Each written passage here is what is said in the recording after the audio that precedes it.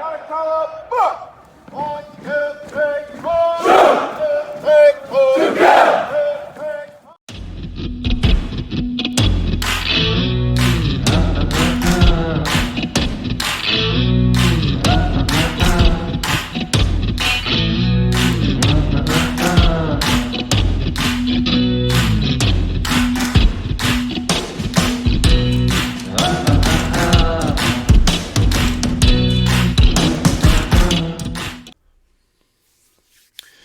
Welcome back to the True Patriot Outfitters podcast. Folks, it's been a hot minute since we last had the opportunity to sit down and share some fishing stories and nonprofits with you folks. You know what? The tournament season, like we said back in the winter time, tournament season gets here, man, it really grabs our attention, and it makes it really difficult. Now you add in the extra layer of us moving to the kayak game now.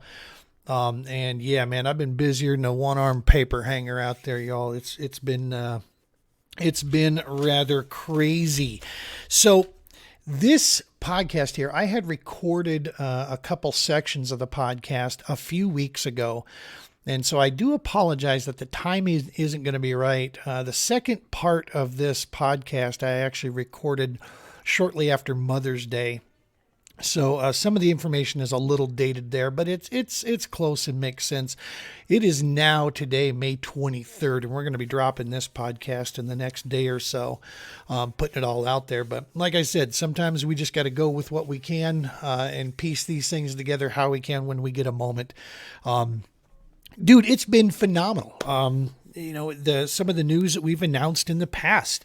Let's start on the fishing tip, shall we? It makes the most sense. So we are part of Team Nucanoe. We are our direct extension of the pro team from Rocky Mountain Fishing Kayaks, which is our local Denver Metro, Colorado area here Nucanoe dealer. And I want to add to this that we are extremely proud to be a part of this organization's team.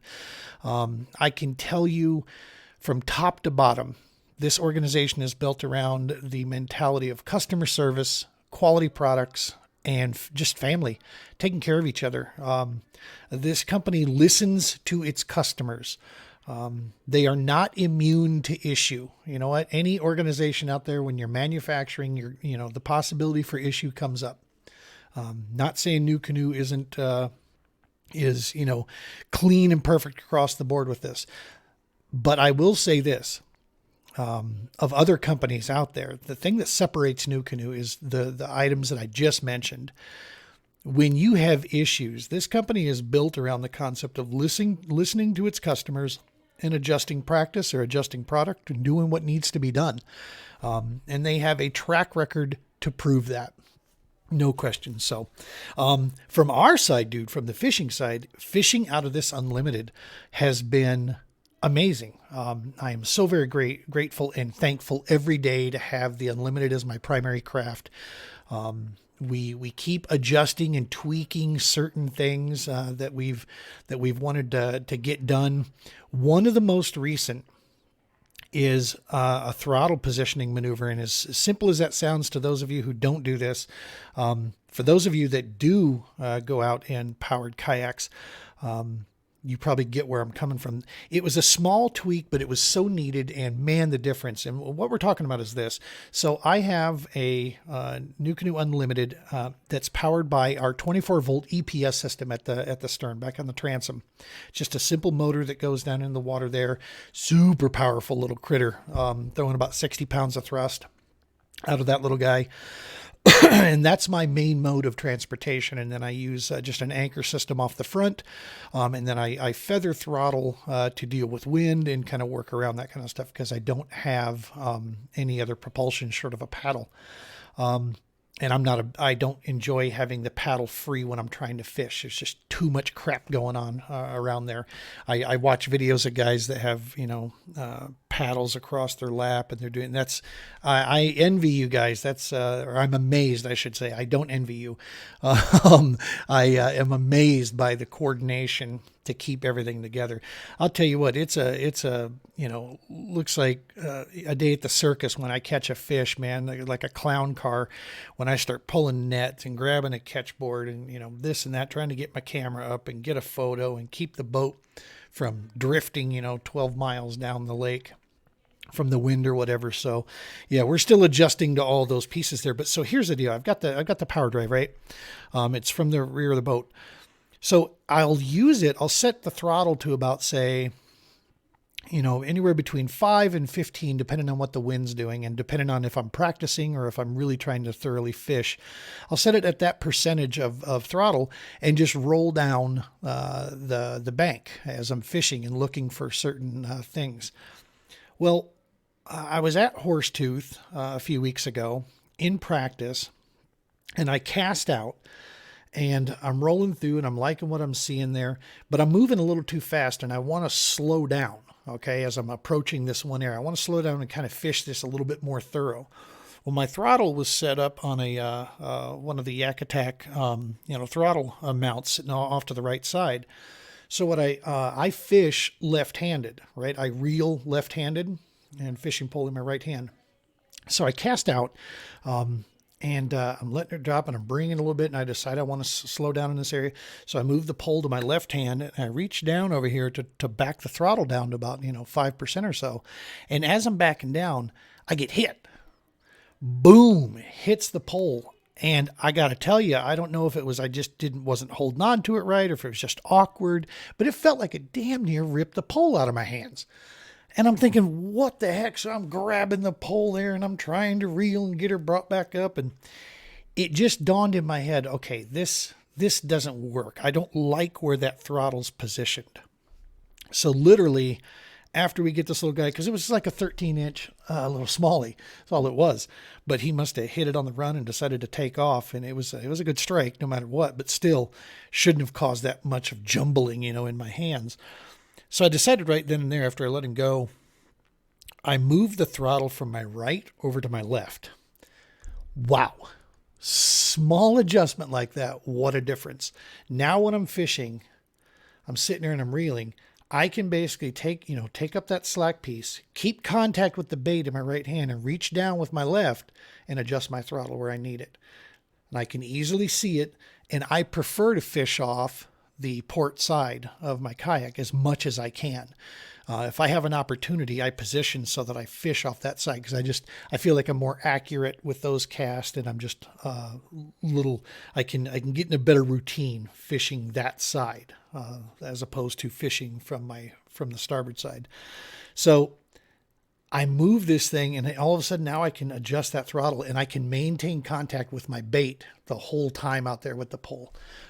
Small adjustment like that. Since then, I have picked up a couple of ram mounts and now mounted it right to the seat of that Fusion 360 seat. So as I rotate, the throttle goes with me. It never gets in my way. Little adjustments like this, dude. Huge, huge. We'll be putting some pictures up of that once we have it cleaned up and refined, kind of where we want it to be. So, this brings me to another piece here leading up to and then shortly thereafter the Horsetooth event. We had a great practice, what I thought was a great practice. And then much like what has been happening for the last year and a half, on tournament day, it just turns into a hot dumpster fire. And stupidity, not fishing clean, just not making good decisions, whatever you want to name it as. I'll be honest with you, there for a while, I was at a loss of what to do. So we posted a recap on this. We did our walk of shame, posted our recap and basically apologized to our sponsors and to all those supporting us that we put this much time, effort, and work. We have some of the best equipment that money can buy, and yet we show up on tournament day and just flounder. But I got to tell you, what was more important to me, I mean, our resolution, by the way, was angler up and fish through it. Okay. I mean, that's really what we were at. But what blew me away was the amount of support of folks that replied to this. We wanted to make I've said from day one, we want to remain transparent, right? We're showing the ups and the downs. This is the reality of what goes into this. And I have said this before. I have never in my life, I'm almost 50, and I've never encountered an activity, a job, or something of this nature that you can love so much, but can be so grueling and just taxing to every fiber of your body when it comes to the process, if you will. But the most important piece was the support that started coming out. Amongst family and friends throwing their support out, there were some new friends that we've made in the fishing world that are very experienced and are some, let's just call a spade a spade. One of the gentlemen that gave me a strong piece of advice is none other than Jody Queen himself, a man that I am proud to call my friend. We've had an opportunity to speak only over Zoom and for interview piece, but I think we realized we have much in common, and I've actually opened my home to him, an open invite anytime he's in this neck of the woods fishing any events. He is absolutely more than welcome to come here and stay with my wife and I and my family. So he has a place to stay in the Colorado area. But his sound advice piece was that of time on the water. And we started thinking back, and it's not a surprise, but yet it's awesome to see that this is why this guy is one of the best in the world, because that is the one area that we have not truly addressed. We try to fake it to ourselves that we're addressing it, but going out and fishing the week of, 2 or 3 times the week of a tournament, but yet the week prior we got out 1 time or whatever, that's just not going to cut it. Folks, when you're trying to compete at a high level, especially on waters that are not familiar to you, that just won't cut it. Plus, you can't expect to show up on tournament day and be clean. When you have the expectations that we have for ourselves, it requires a higher level of commitment, is the point I'm getting at. If I didn't know any better, if I was still very inexperienced in tournament fishing, or if I were still very young in the game, new to tournament fishing of some kind, then I probably wouldn't have the expectations that I have. But I do have a series of expectations, and I have a bar. I'm actually going to be reaching out with some business colleagues and friends that are actually going to help me with some of the mental game piece on this. I'm taking a page from another good friend of ours, part of our Anglers Network, Mr. Matt Steffen out of Wisconsin. He is a pro bass angler, fishes the Tackle Warehouse Pro Circuit. And he actually talked about working on his mental game at one point to get things just right. Well, we're actually going to partake in something very similar, but I want to preface that by saying this. I don't show up to these events to participate. I don't show up to these events just to be able to claim and say I was there. Dude, I'm here for a purpose when I show up to compete. Deep inside, I do have a very competitive streak. I'm not just here for a simple, a simple piece or a simple result. I'm here to perform. I'm here to do something and leave an impact for myself inside my head. I know what the byproducts are when that happens. I've seen it in different sports. I've coached sports a lot of years. I've made it a point to study these things and understand them better. And so I absolutely will not yield when it comes to keeping a very high expectation about what I expect from myself when I show up to these events. So what I need to get in line and what needs to balance out is that my effort going in matches my expected results. What's been happening is that my expected results have remained way up here, but my actual input has been way down here. I can't confuse the time of working certain aspects of a small business with time honing my skills as a competitive angler. They're very different. So that is where we're at. And of course, leave it to Mr. Jody Queen, my friend, to point out that piece to us. So to all of you that responded to us, thank you so very much for that support. It means more than you realize. And like I said, you don't ever have to think or worry that we're going to, hang it up or do this or that. We'll make adjustments. We'll make strategic placements and make smart business decisions in this area. But we would never walk away from this based on our fishing piece. Okay. The thing that will get us to walk away from this is a financial, inability to continue. That would be it, in all honesty, or, we'll find some way to keep kicking. And speaking of the work that we're doing, this takes us to our nonprofit section. Man, it's almost summertime. It's coming into late spring. We're closing in on Memorial Day. We've got tons of events, as we're going to mention in the next next half of this deal. We are going to be in Tuscumbia, Alabama. With the Global War on Terror's Wall of Remembrance. We'll be there this weekend in North Alabama there, very close to Birmingham, Huntsville. It's set right on the Tennessee River there. It's a beautiful area, and we're going to be at one of the Harley-Davidson dealerships there with our wall deployed. So we're super excited to be a part of that. Allegiance Ranch and Rescue, July 23rd. We got the Heroes and Horses Hoedown that's coming. That is a huge, big event for them. Warrior Bonfire has vet stock that's about to go off, big concert series. They've got events going on throughout the year. Now is the time, if you're looking to just find activities and know that you're partaking in these activities and supporting a sector of this country that absolutely more than deserves our support. Check out these nonprofits. Check out Romans Warrior. Check out Allegiance Ranch, Warrior Bonfire. And one that is really starting to make its own waves and create its identity. We've been working with them for a while now, but big things are in the works for them. Operation Equine. Miss Michelle Kay over there, that is the founder of Operation Equine. We actually did a follow-up interview with her. That'll be dropping probably in a week or so. We'll have that one put out with our follow-up interview to just check on them.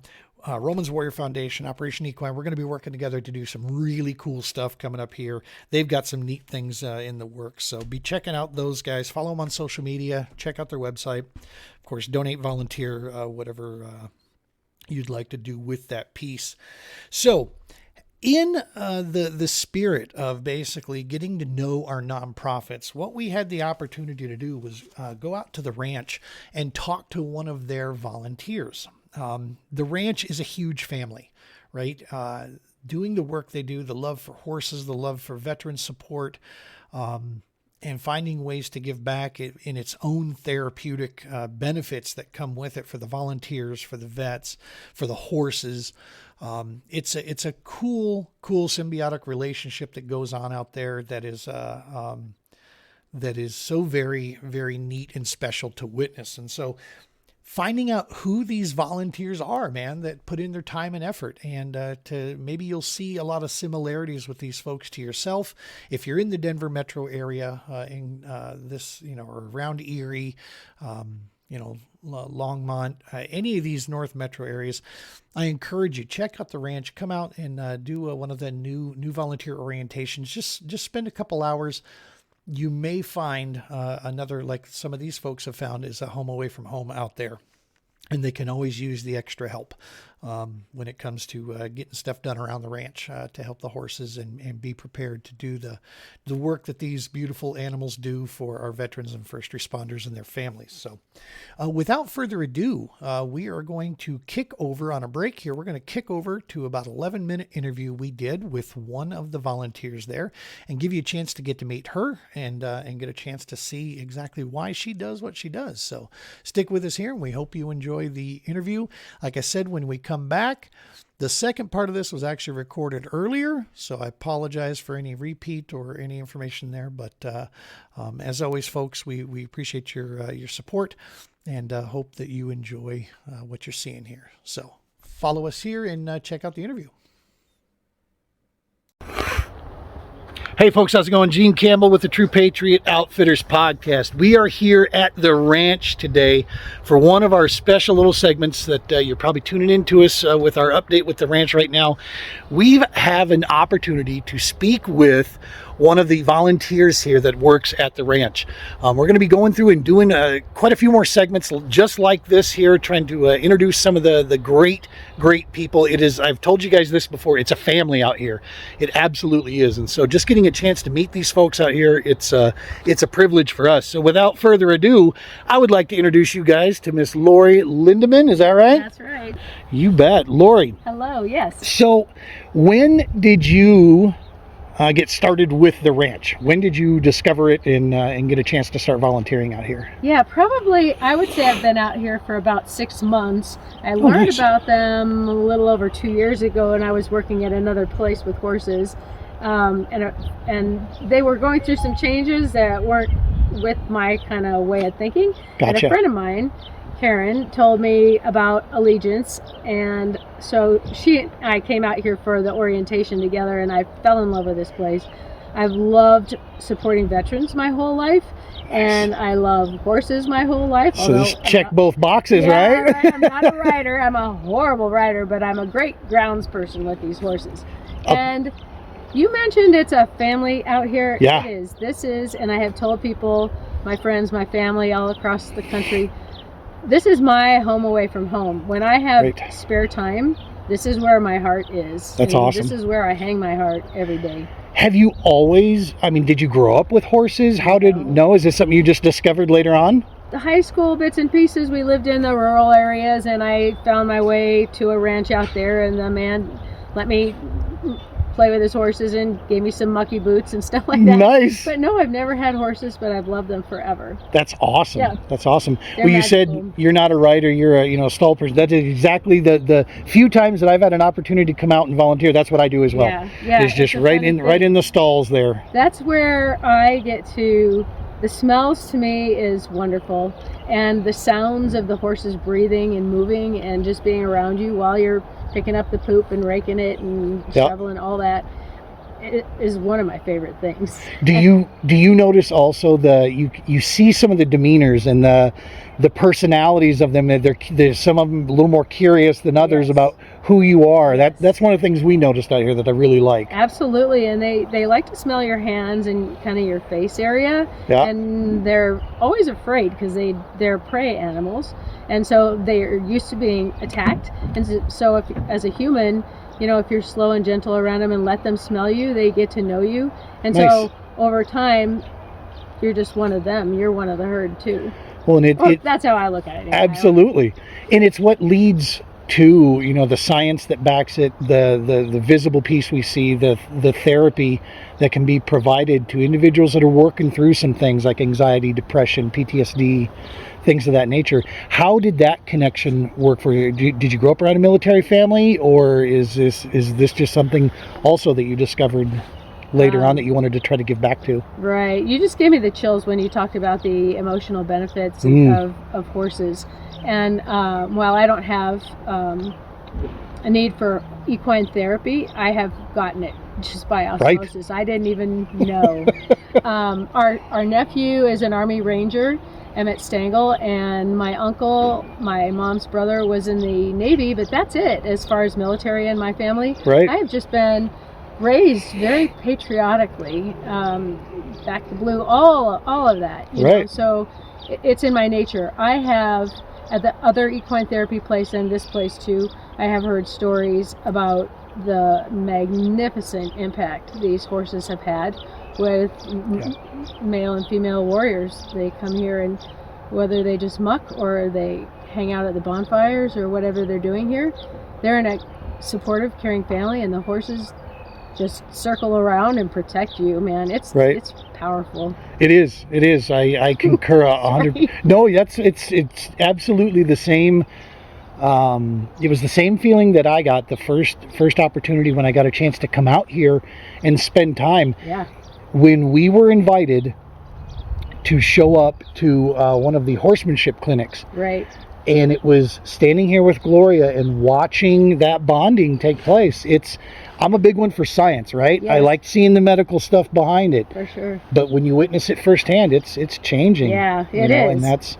And that's it's powerful stuff. Yeah. So that's awesome. Yep. I just feel very blessed that I have the liberty to be out here as much as I can, and that I found this place. I don't see myself ever going anywhere else. So you didn't have either one of these backgrounds per se growing up, but it was something that you had come across, and you said you came to one of their clinics, the orientations, and they hold those about once a month, at least. Yeah, sometimes twice a month, depending on the season and how many interested people they have. I think that's what determines. And then they teach you horse handling and how to be around the horses, and it's also ask questions if you don't know, or if you're confused, or if you didn't get something. There's always somebody around here to help you and guide you. And Emerald manages the place, I think, during the day, and so she's always here with volunteers and guiding and helping too. So you don't have to know anything about horses. You just have to want to be here and volunteer and help. Then there's always something to do on the ranch, right? Right. What does real quick, speaking of Emerald, she is the bomb. She is phenomenal. She has saved my butt. And I ask questions to her all the time, probably goofy questions, but just about horse mannerisms. What is this one, telling me right now? Should I be worried? Am I okay? Yep. Yeah, she is great. Very, very good. And helping out the newbies out here. Yes, we all appreciate her. Yeah, exactly. So take us through an average volunteer. It's usually about 2 hours during a day when you come and volunteer? Right. Those are the sessions, the volunteer sessions. Right. I, with Gloria, got to do something different so I can spend more time out here. Nice. But what you would do in a day is, what I would do in a day is I get here, and Emerald and I have worked out. I'll work on the north paddock area, and I'll get all the waters refreshed and scrub the water bins if they need it. Nice. And then muck all the stalls back there, and I just muck, meaning raking and picking up the poop and put it in the wheelbarrow, and then taking it out there to the muck pile. And I just work my way south. And kind of meet her in the middle somewhere, and then we'll grain the horses, and she's got grain buckets right there, and we put them on the fence, and so they get grain and special stuff during the middle of the day. Nice. And then, when the weather's good, we'll get any or all of the horses that we have time for and bring them out and tie them up on the rail there and groom them. And the grooming will go through brushing them out, their tails, their manes, cleaning their feet, and then they get to walk. Full-on mani-pedi. Yes, exactly. That's exactly. It's an equine mani-pedi. And then we'll call it a spa day too. You can say it's a spa day for the horses. Right. And then walk them around in the green grass and let them eat leisurely, and then take them back and get the next one. That's awesome. Yeah. In considering where these horses have been picked up from, some of the conditions they were dealing with, some of them weren't going to be guaranteed to see the light of day, coming up. And that's right. So to see them so vibrant out here and healthy, and knowing the impact they're providing and the help they're giving others out there, I mean, it's just such a win-win all the way around the board. You're right. So, and these horses have, by the time I've arrived by now, I haven't seen any new ones come in. Right. These ones are very used to humans, and they're very good and gentle around you. And I mean, some of them, they all have their personalities, right? And so you have to know certain things about a couple of them, but none of them are dangerous or. I think Rosie's a diva.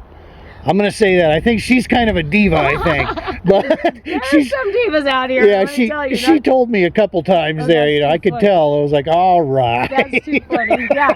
But you do, I'm out there talking to them while I'm mucking and stuff and doing the waters, and I talk to them. There's divas and there's alpha males, and they're just fun. You got the opposite of that in Valor. Right. He is just a snuggle bug half the time. Right. Yeah. Isn't that a feeling when they'll come up and big head puts right on your shoulder there? Yeah. Oh my gosh, yeah. That's heaven.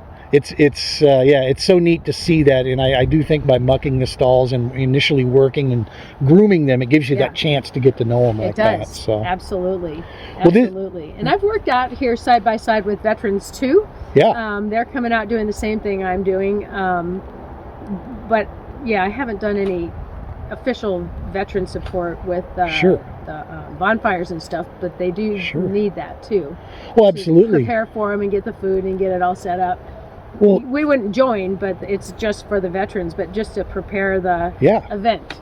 Well, and if there's one thing the ranch teaches you is that, I mean, this is a huge family piece.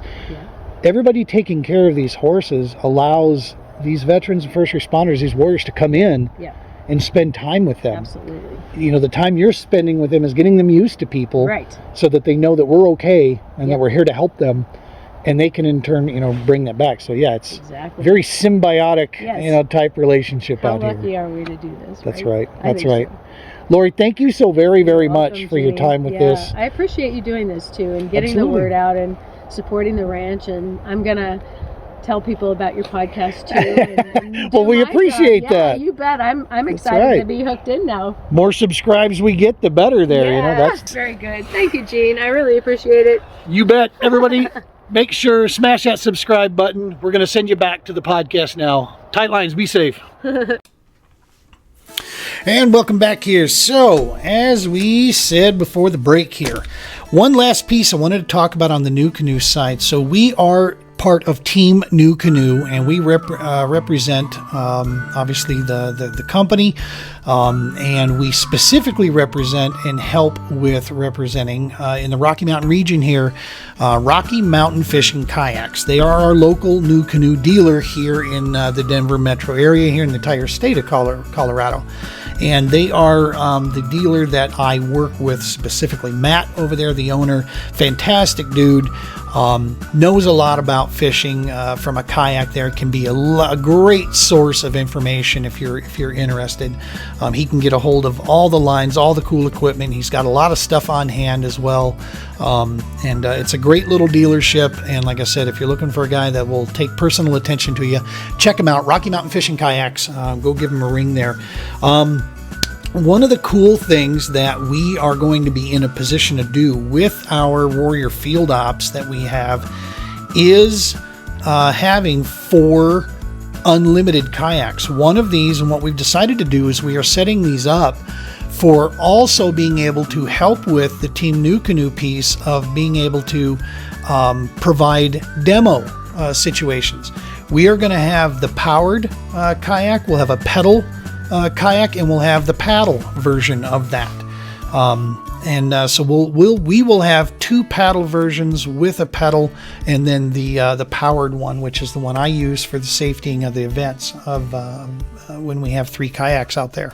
So if you are in the market, if you want to take a look at why we love the Unlimited so much, give us a call, hit us DM, hit us on email, check us out, get a hold of Matt at Rocky Mountain Fishing Kayaks there. He knows that we're available up here, and I will be glad to work out a time with you where we can take the kayaks out and we can go test them out there, and you can get a chance to demo one of these. And then if it's something that you're interested in, something you like, you can get a hold of Matt over there at Rocky Mountain, and away you go. He'll set you up. So at any rate, we'll be having that. So as we were talking about the Roman Warrior Foundation Warrior Field Ops, what that is a fancy word. Those of you from the military background understand what we're talking about there. Those of you who do not have any type of military background, it's just a fancy phrase for saying we're going out into the outdoors, and we're going to get some stuff downrange here. We are going to have some fun in the form of 4 major areas that we're going to be providing: fishing, kayaking, from kayak fishing, if you will, or just going out and paddling around on a kayak in one of the small areas. Golf is one of the big ones we are adding on board. And then, of course, camping. And a lot of times we're going to combine all of these together into one field op that we're going to put together for any of the warriors we're working with. The golf piece here, we have had the opportunity to join up with a group called For Business. By we, I mean me. I've joined with these guys and with this group. phenomenal group of business people that are in this area, and it's centered around golf. Well, as part of that, we are given the opportunity to take others to these golf courses that we're a member of now. And so we are going to extend that, the usage of that, to the field ops, the Warrior field ops that we're going to be running. So we're going to be able to offer some completely paid for golf trips that we can take guys out and do 18 holes. It's a beautiful courses here in Colorado. They really are. You can be right in the middle of town and just never even feel it because you're surrounded by just a lot of beautiful trees, scenery, water. And so, yes, it'll become part of it. So we are going to be offering straight fishing. That could be fishing from the shore, fishing from a boat, or fishing from the kayak. Kayaking, not swift water by any measure, not moving water, but lakes, lake kayaking. And we'll have golf, and we'll also have camping trips that we're putting together. We're getting our strategic partners all in line. We've got some new connections we're making in the veteran community here. We're going to reach out and try to speak with a few legions around here that we can start pooling from as well. And of course, our fantastic nonprofit partners, the Ranch, Warrior Bonfire, and Operation Equine. We are in the works with a fifth nonprofit, and we'll be making that announcement later. That's our max that we wanted to work with. We work with Romans, then we have the three others. We wanted to add a fourth into that that covers a specific area that means quite a bit to us and that we want to try to help with. And so we're working out the details on that as we speak. But exciting stuff. Like I said, we're making a lot of connections in here. We are actively searching right now, and by we, I mean the True Patriot Outfitters. That is my business. It is a for-profit organization. We work with these nonprofits here. Yes, I also work with Romans Warrior. That's another position I have. But the specific work that I do in promotions, in the competition fishing, and then providing the services, the equipment, the knowledge, the logistics, and so forth, being able to provide that. The work I do with nonprofits is free of charge. None of us make a salary with Romans Warrior Foundation. That is just not how we're built right now. So we need to be able to take care of expenses that are involved with these trips. And we do that through a lot of donations. And more importantly, on my side, that I have to be focused on is keeping my truck rolling down the road. This has been something that my family and I have financed, for the last couple of years here. And we need to obviously change some direction on that. So we are looking for some strategic partners, 2, possibly 3 at the max, that we can provide promotional work for, that we can provide other services, become an extension of the ownership there and help represent their brand. And then, of course, involve them through that association and through the phenomenal advertising that is coming from our truck, from the old bass buggy there.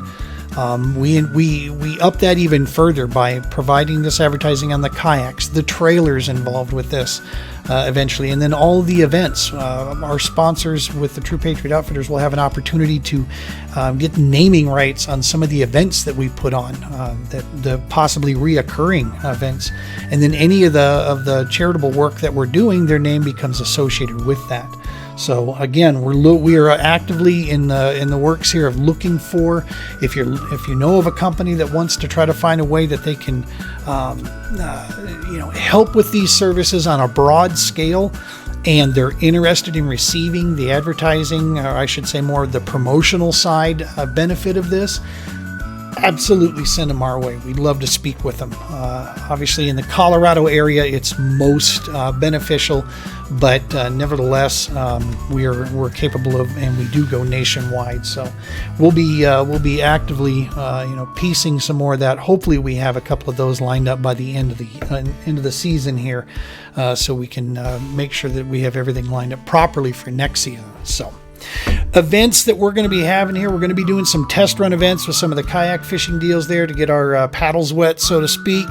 to make sure we have our logistics. Shields, Johnstown, Colorado has been amazing in the donations of equipment to allow us to be able to have all the safety equipment that we need to be able to make a fishing trip safe for these warriors when we take them out. So, and then we're continuing looking for the private waters, more secluded waters that we can take these guys to, that becomes a little bit more enjoyable of an experience, if you will. So we're gonna stay on that mode as well and see what we can come up. We're hoping one of the bigger events that we want to put together will be booking in the fall. We do have the November date locked out. We have the Wall, Global War on Terror's Wall of Remembrance is coming to Shields, Johnstown, Colorado. That's going to be an event you don't want to miss. Stick with us. We'll be giving more information out on that for sure. You'll want to come down there. I'd love to meet you guys. Stop in, say hey. We're going to have some pretty cool little giveaways that we'll be doing while we're there as well. Speaking of the Wall, we are going to be flying to Alabama here over Memorial Day. By we, I mean my wife and I. We are heading down there to work as an extension for Mr. Brian and his wife Shannon. We're there; they can't be at this event, so we are going to step in their stead and fill in down there. We'll be posting on our social media channels the Harley Davidson dealership where we're going to be there in northern Alabama, not too far from Gunnersville. We've been talking with a couple of the guys in the Anglers Network. One big name that's going to be in that neck of the woods. We're hoping to have him come up here and join us at the Wall. We'll be having the Wall on display for all day Saturday. We'll break her down and get out of there on Sunday. But we'll be heading down there. Our work never ceases to not exist. We're doing this in between all of our different events that we have scheduled out here as well. So it's a busy May that we have lined up for sure, and it's just going to get busier. That's really the objective. That's kind of what we're aiming for with this. Before we close out this episode of the podcast, we also want to send a very heartfelt and condolences to the Scott family. Mr. Ray Scott, the founder, if you will, of bass, and some consider the father of competitive bass fishing out there. He passed away on Mother's Day in the evening, and that is a huge loss for our sport. He was a pioneer, a visionary, a simple man with a big dream, and he helped put on the planet a sport that many of us are very, very grateful to be a part of. It doesn't matter where your preferences lie when it comes to format, this or that, bass or MLF. That's really irrelevant. And I think if we can honor this giant of a human being in any way, it can be in looking at our sport more as a singularity. And putting to the side the tiny squabbles of certain areas. All sides have their own opinions on this stuff, and this was never the vision of Mr. Scott. I don't believe whatsoever that our sport would be kind of divided in some areas here. Together, we all want the same thing, right? And we want this sport to flourish. We want it to continue forward. We want it to be a good environment for anglers and provide a pathway for the kids that are coming up, the next generation. And that's what he tried to create with bass in the very beginning. That was his vision. And I think that would be a great way that we can honor the man's name going forward, is to continue to try to do our part as stewards of our sport to further the conservation efforts, further the fair and equal practice of the competitive nature out there of fishing, and continue to provide pathways for all folks and make it affordable, for the love of Pete. I think somewhere along the lines we forgot that one too, is that as these expenses go up, it seems like we're not setting expenses based on what is a fair price, but more as what can the market bear. And that's pretty rough, because it's not easy to make a living doing this stuff out there, and a lot of guys will share that sentiment with me. So that, like I said, that was one of the biggest pieces there that we wanted to pass on as well. Also, a huge congrats to Jesse Wiggins. This young man's one of the newer names on the Bass Pro Tour, and he picked off a win there at Lake of the Ozarks. Went up against some straight world-class hammers to get it done, so congratulations to him. Tell you what, folks, we're going to go ahead and wrap this bad boy up here. The kayak world continues to impress us.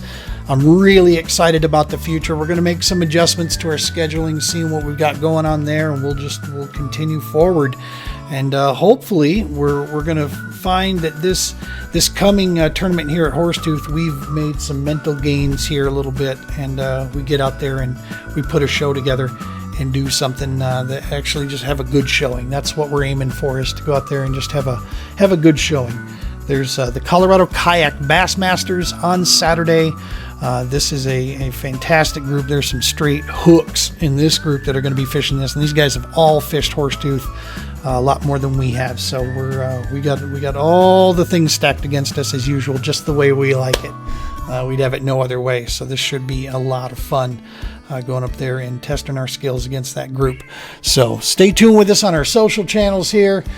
Stick with us to see results, see some of the media that we have coming through that.